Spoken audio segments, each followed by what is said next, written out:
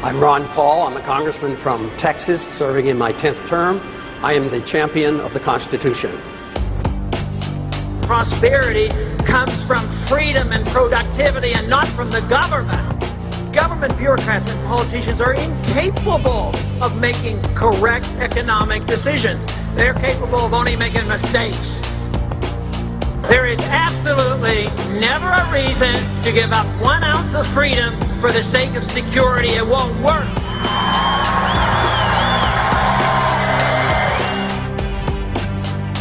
If you need something or want something or demand something, that does not give you a right to it.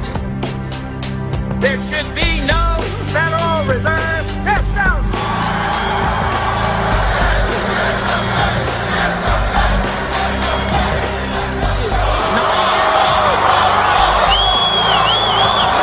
People, like the senator, he thinks we should be there for 100 years if necessary. How can he commit the young people of this world 5 more generations to be in Iraq if it's necessary?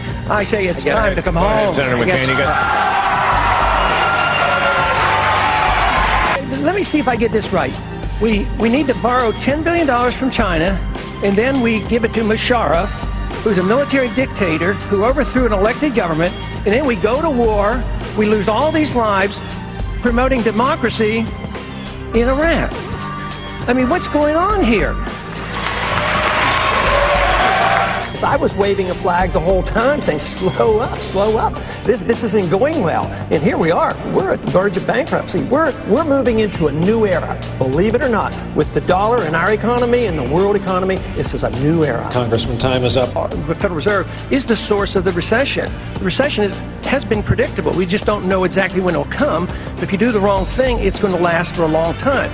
The boom period comes when they just pour out easy credit, and it teaches people to do the wrong things. There's a lot of malinvestment, debt that goes in the wrong directions, consumers do the wrong things, and businessmen do the wrong thing.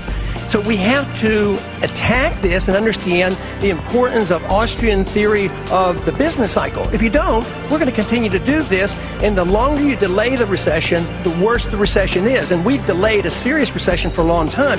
The housing market is already in depression. And a lot of people are hurting. The standard of living in this country is going down. Look at what's happening to the dollar. And what is being offered by the Federal Reserve and Treasury and everybody in Washington? Lower interest rates.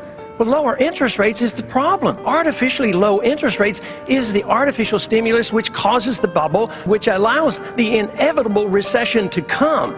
So what we need to do is deal with monetary policy and not pretend that artificial stimulus by more spending is going to help. That won't do one bit of good. We spend so much money now that we have to borrow nearly $3 billion a day from foreigners to take care of our consumption.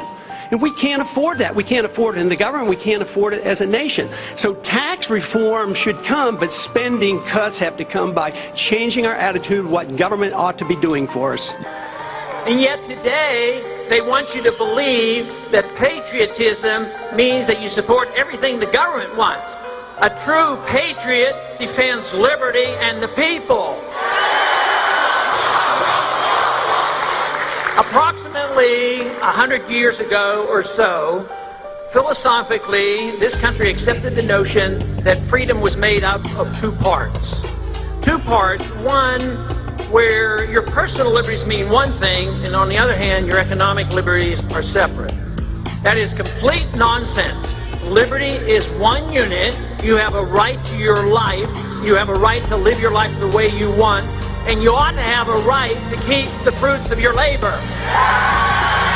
But we can't cut anything until we change our philosophy about what government should do.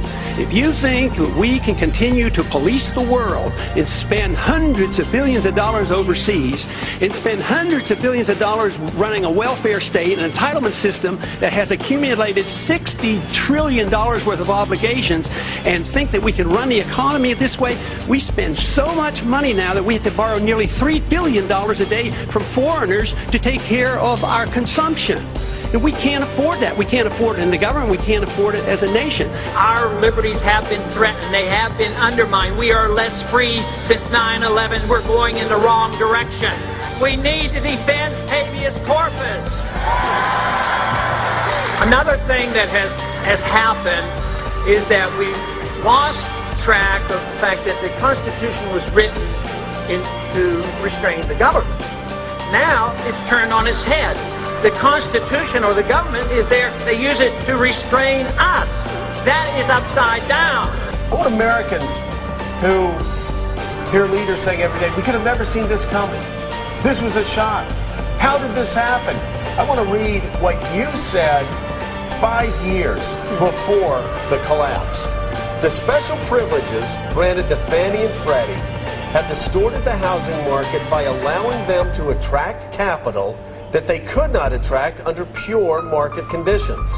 Like all artificially created bubbles, the boom in housing prices cannot last forever. When housing prices fall, homeowners will experience difficulty as their equity is wiped out. Furthermore, the holders of the mortgage debt will also have a loss. These losses will be greater than they would have otherwise been had government policy not actively encouraged overinvesting in housing. And you go on to say, because so many people will invest in housing, the damage will be catastrophic.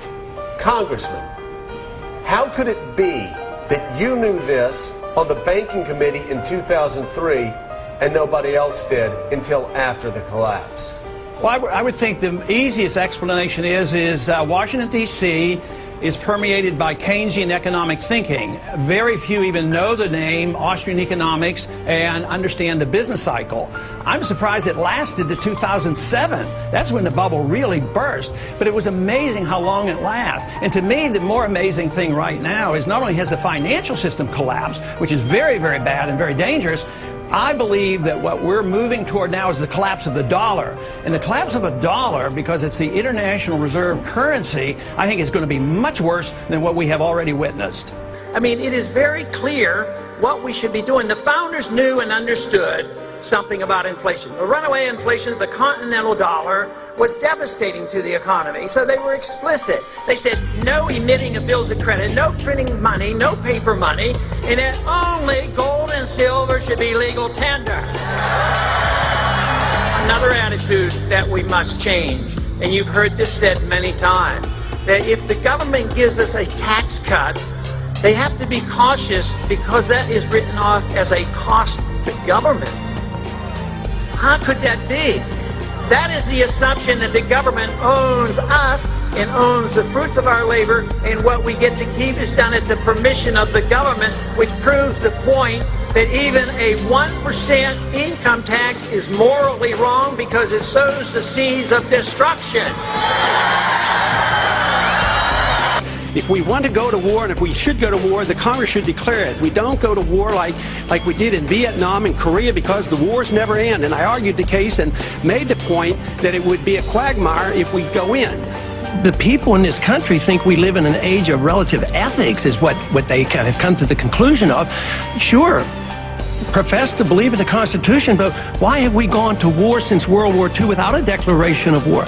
Why do we have a monetary system that is not designed by the Constitution? Why do we have a welfare state running out of control, not designed by the Constitution? You can't pay lip service to the Constitution without obeying it. We ought to treat others as we would want others to treat us, and we don't treat others so fairly. We treat them like we're the bully, that we're the policeman of the world, and we're going to tell them to behave.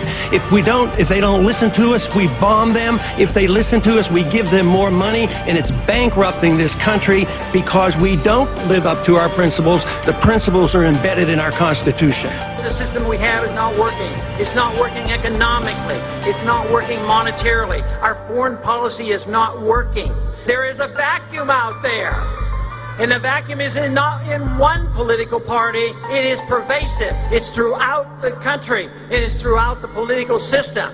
But our views are just as pervasive. Ideas spread. They can't stop them. An idea whose time has come cannot be stopped by any army or any government.